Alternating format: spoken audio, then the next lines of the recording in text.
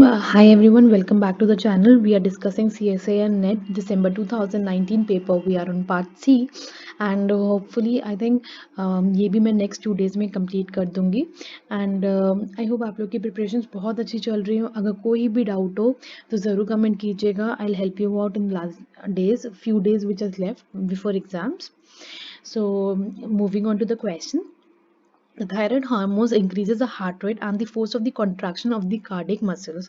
The mechanism of these effect of the T3 have been explained by the researchers in the following statement.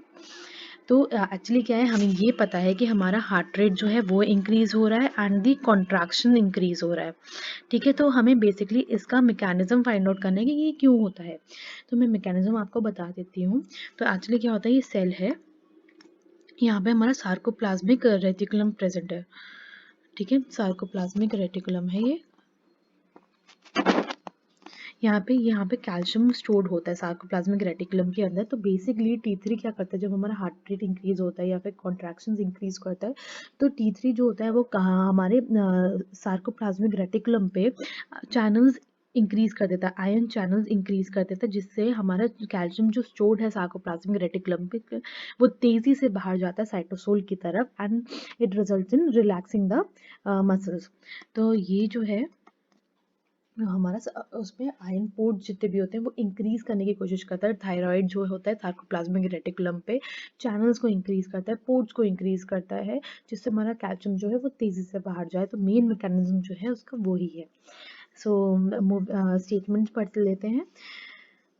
T3 inhibits the expression of a gene for the alpha myosin heavy chain and enhances the expression of the gene for the beta myosin heavy chain. No, it doesn't inhibit the expression of the gene for the alpha myosin. Alpha myosin जो होती है वो motor muscle है हमारी contraction के लिए. जब contraction और हार्ट रेट इंक्रीज होते हैं तो अल्फा मायोसिन हमारी एक्सप्रेस होती है. तो ये स्टेटमेंट हमारा रॉन्ग हो गया है.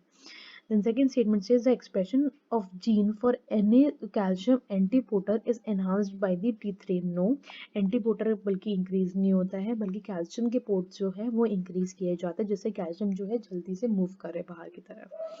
The sarcoplasmic reticulum calcium ATPase is increase by the T3. Yes, जैसे कि हमने पढ़ा कि यहाँ पे पोर्ट जो है वो इंक्रीज करते हैं, कैल्शियम जो एटीपीएस जो है कैल्शियम एटीपीएस के इंक्रीज होते हैं, जिससे कैल्शियम जो है जल्दी से बाहर की तरफ साइटोसोल की तरफ मूव करे. T3 increases ryanodine calcium channels in the sarcoplasmic reticulum. बिल्कुल सही है. The number of the beta androgenic receptors in the heart muscle is inhibited by T3. No, it's not inhibited. It is expressed. तो ये statement हमारा wrong हो गया and the answer is C and D. So moving on to the next question. In the nervous system, the action potential is generated at the axon hillock in a physiological condition and it is conducted to the terminal end of the axon. तो basically हम पहले diagram बना लेते हैं. होता क्या है कि यहाँ पे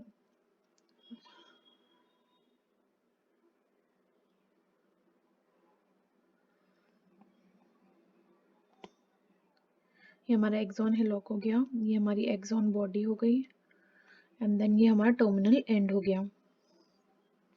राइट, ये हमारा जो रीजन है that is axon hillock. Fine. And अब क्या है, ये एक्सॉन हो गया. तो इसमें हमें बताया गया है the location specific origin of the action potential and its direction specific conduction are explain by the researchers. So पहला स्टेटमेंट क्या कहता है, the membrane of the axon hillock has the highest threshold for the generation of the action potential. Actually क्या होता है, it's not the highest. इसमें क्या होता है कि यहाँ पे जैसे हमारा मेम्ब्रेन पोटेंशियल क्या होता है दैट इज 70 मिलीवोल्ट. ठीक है, यहाँ पे हमारा होता है एक्शन पोटेंशियल जो होता है दैट इज -55 मिलीवोल्ट. और जैसे ही होता क्या है कि जैसे यहाँ पे इसको साइनेप्सिस होता है, यहाँ पे न्यूरोट्रांसमीटर्स प्रेजेंट होते हैं, देन हमारा एक्शन पोटेंशियल जनरेट होता है -70 मिलीवोल्ट होता है, जो कि यहाँ पे ड्रॉप हो जाता है -55 मिलीवोल्ट. जैसे ही यहाँ पे एक्शन पोटेंशियल ड्रॉप होता है वहाँ पे हमारे वोल्टेज गेटेड लिगेंड्स जो होते हैं दैट इज सोडियम चैनल्स जो होते हैं वो एकदम से ओपन हो जाते हैं. यहाँ पे बहुत सारे होते हैं, यहाँ पे सोडियम वोल्टेज गेटेड जो होते हैं सोडियम चैनल्स वो ओपन अप हो जाते हैं, जिसकी वजह से अब क्या होता है यहाँ पे जो हमारे सोडियम चैनल्स प्रेजेंट होते हैं यहाँ पे हमारा थ्रेशोल्ड गिरना स्टार्ट हो जाता है, यहाँ पे थ्रेशोल्ड हो जाता है -40 MV। तो अब क्या होता है, यहाँ पे जैसे ही हमारा सोडियम चैनल्स खुलते हैं तो हमारा नर्व इम्पल्स जो है वो स्टार्ट होता है। यहाँ पे ट्रांसमिशन कैसे होता है, एक सोडियम चैनल खुला, देन दूसरा सोडियम चैनल खुला, देन तीसरा सोडियम चैनल खुला, इस तरह से यहाँ पे हमारा ट्रांसमिशन जो होता है वो आगे की तरफ बढ़ता है, इस डायरेक्शन में आगे की तरफ बढ़ता है। So what does हमारा पहला statement says, the membrane of the axon hillock, this area has the highest threshold for the generation of the action potential. No, highest नहीं, -55 millivolt होता है, जो कि highest नहीं है। अगर होता -30 -40 तो हम highest मानते। The membrane of the axon hillock contains large number of the voltage gated sodium channels, ये जो मैंने आपको बताया, that makes it more excitable. Yes, ये हमारा आंसर बिल्कुल ठीक है। जैसे ही हमारा यहाँ पे एक्शन पोटेंशियल गिरता है, वैसे ही हमारे यहाँ पे सोडियम के यहाँ पे चैनल्स जो हैं वो ओपन अप हो जाते हैं। C statement, the propagating action potential in the middle of the axon, ये मिडल ऑफ द एक्सॉन जो है हमारा can not generate another action potential in the direction of the cell body. मतलब यहाँ पे बोल रहा है कि यहाँ पे जो एक्शन पोटेंशियल है वो इस डायरेक्शन में एक्शन पोटेंशियल जनरेट नहीं कर पाता है। In the direction of the action, since the large fraction of the voltage gated sodium channel in the preceding portion is voltage inactivity। ये बहुत इंपॉर्टेंट है। क्या है कि ये बताया गया है कि इस डायरेक्शन में जो हमारा वो हो रहा है, एक्शन पोटेंशियल जनरेट हो रहा है, आगे की तरफ हमारा एक्शन पोटेंशियल आगे की तरफ बढ़ रहा है, बट हमारा इन अनदर डायरेक्शन, मतलब इस डायरेक्शन में एक्शन पोटेंशियल क्यों नहीं जनरेट हो पा रहा है, क्योंकि यहाँ पे जितने भी सोडियम चैनल्स है ना वो वोल्टेज इनएक्टिवेटेड हो गए हैं, इसलिए हमारा अपोजिट डायरेक्शन में हमारा एक्शन पोटेंशियल नहीं जनरेट हो पा रहा है। तो ये स्टेटमेंट हमारा करेक्ट है।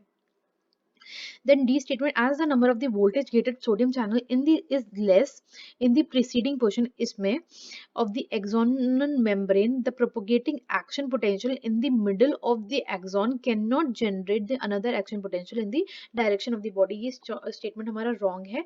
सिंपल सा हमारा आंसर ये है कि इस डायरेक्शन में हमारा एक्शन पोटेंशियल इसलिए जनरेट नहीं हो पा रहा क्योंकि ये जो हमारे सोडियम के चैनल्स हैं वो वोल्टेज इनएक्टिवेटेड हो गए हैं। एक बार इसी डायरेक्शन में ही हमारा आगे की तरफ बढ़ेगा। Okay, so answer is B and C. Moving on to the next question.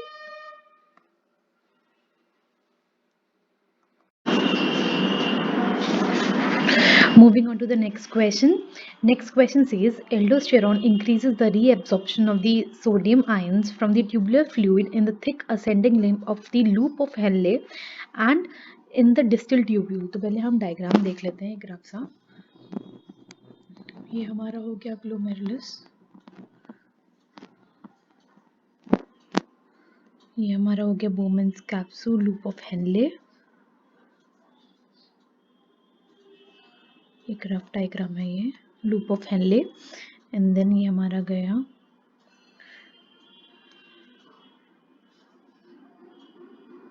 And then this is collecting tubule. ठीक है, ये वाला हमारा हो गया, दिस इज ग्लोमेरुलस, अंदर जो होता है दैट इज ग्लोमेरुलस। ये हो गया हमारा Bowman capsule, this is loop of Henle, this is distal tubule, ये अर्ली पोर्शन हो गया, ये लेट पोर्शन हो गया, ये आपको पता ही है, and then this is collecting tubule. ठीक है, अब हमारा स्टेटमेंट्स क्या कहते हैं, aldosterone increases the number of the sodium and chloride ions symporters in the apical membrane of the principal cell in the early portion of the distal tubule। हाँ, सो हमें ये पता ही है कि हमारा जो सोडियम का रीएब्जॉर्प्शन कराते हैं वो मेनली हमारा सोडियम का रीएब्जॉर्प्शन होता है हमारा डिस्टल ट्यूब्यूल में होता है, एंड देन कलेक्टिंग ट्यूब्यूल की वजह से होता है। ये हमारा मेन जो हमारा सोडियम का रीएब्जॉर्प्शन होगा हमारा डिस्टल ट्यूब्यूल की वजह से होता है, and that is because of the increasing number of the sodium and the chloride symporters. तो यहाँ पे सोडियम क्लोराइड के सिम्पोर्टर्स बढ़ जाते हैं जिसकी वजह से हमारा सोडियम का रीएब्जॉर्प्शन हो जाता है हमारा फ्लूइड में। देन सो हमारा first statement is correct. Then the second statement says the number of the sodium channels is increased in the apical membrane of the principal cell in the late portion of the distal tubule by aldosterone. So early portion and the late portion दोनों ही basically ये पूरा distal tubule है हमारा responsible for the absorption of the sodium from the tubular fluid into back into the blood. So हमारा ये जो है डिस्टल ट्यूब्यूल का ही मेन काम है, तो सेकंड हमारा ऑप्शन भी सही है।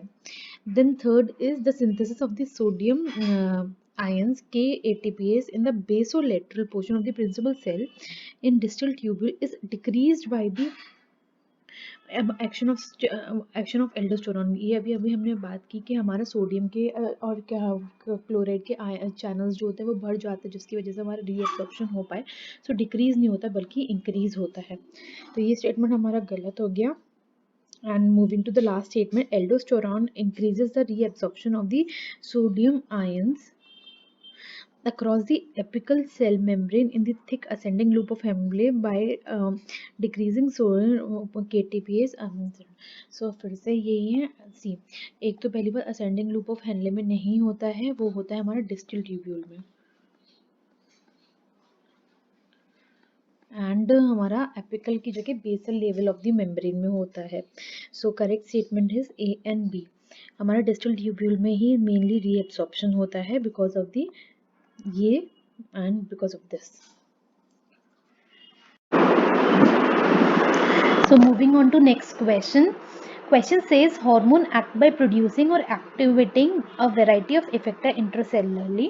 Below given a variety of effector in the column X and hormones in the Y. तो बेसिकली हम लोग को यहाँ पे hormones दे रखे हैं एंड हम लोग को इफेक्टर्स देखने हैं कि मैच होते हैं या नहीं। तो लेप्टिन जैसे पहला है लैप्टिन। लैप्टिन आप जानते हैं, तो लैप्टिन जो होता है it plays a vital role in the appetite regulation and ये जो होता है जैक स्टार्ट पाथवे से रेगुलेट होता है। आपने पढ़ा होगा जैक स्टार्ट पाथवे। सो इसका जो हमारा है that is JAK and start pathway. ठीक है, अभी हम पहले देखेंगे कि रिसेप्टर्स कौन कौन से, फिर हम मैच करने की कोशिश करेंगे। ठीक है, देन एंड लेप्टिन बाइंड्स के कौन से रिसेप्टर से करते हैं, OB और रिसेप्टर से बाइंड करते हैं इन जैक स्टार्ट पाथवे। ठीक है, ये आपको याद रखना है। देन हमारा आता है insulin like growth factor.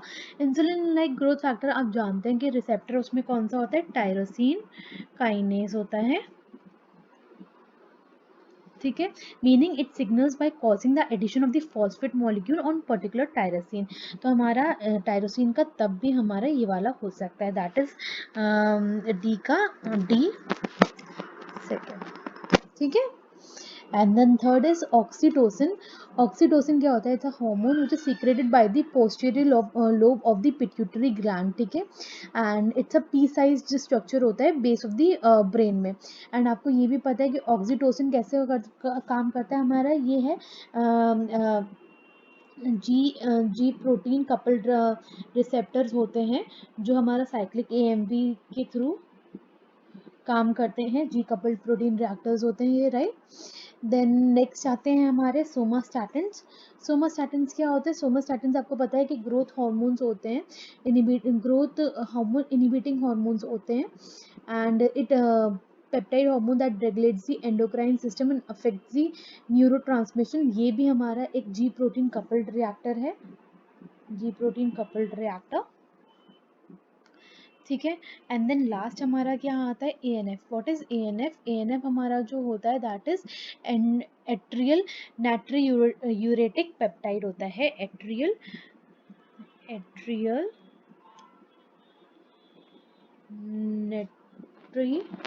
नाट्रियूरेटिक peptide होता है। ठीक है, ये कैसे काम करता है, इसमें जो वो होता है हमारा रिसेप्टर इसमें कौन सा हुआ, रिसेप्टर होता है हमारा गुआनिलेट साइक्लेज होता है दैट कन्वर्ट्स जीटीपी को कन्वर्ट करके हमारा साइक्लिक GMP बनाता है वो। ठीक है, तो ये हो गए हमारे सारे रिसेप्टर्स जो हमने कॉलम Y के बताए हैं। तो हमें बेसिकली अब मैच करना है इसमें। तो अब आप देखेंगे हमारे पास डी का तो सेकंड आई गया है, लेप्टिन का जैक स्टेट है वो कहीं पे भी नहीं है, IGF का हमारा मिल ही गया है, ऑक्सीटोसिन का है जी कपल्ड रिएक्टर, वो हमारा कहीं पे प्रेजेंट नहीं है। देन आता सोमास्टैटिन। सोमास्टैटिन हमें पता है कि थर्ड, सी का थर्ड यहाँ पे कोई भी ऑप्शन में नहीं है, सी का फोर्थ हमारे पास ऑप्शन में है, एंड डी का ऑप्शन में है। तो आंसर हो गया हमारा third.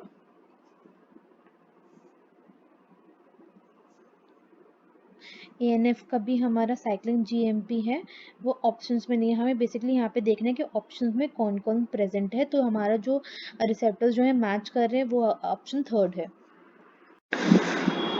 Moving on to the next question, drawn below is a intestinal epithelial cell performing the absorption of the digested monosaccharides from the dietary carbohydrate ingested। तो हमें बेसिकली यहाँ पे ABC दे रखा है, हमें यहाँ पे मॉलिक्यूल्स भी दे रखे, कौन से अंदर जा रहे हैं सेल के, कौन से बाहर जा रहे हैं सेल के। तो हमें बेसिकली पंप्स बताने हैं, उनके कौन कौन से पंप्स है, ABC ट्रांसपोर्टर पंप बताने हैं।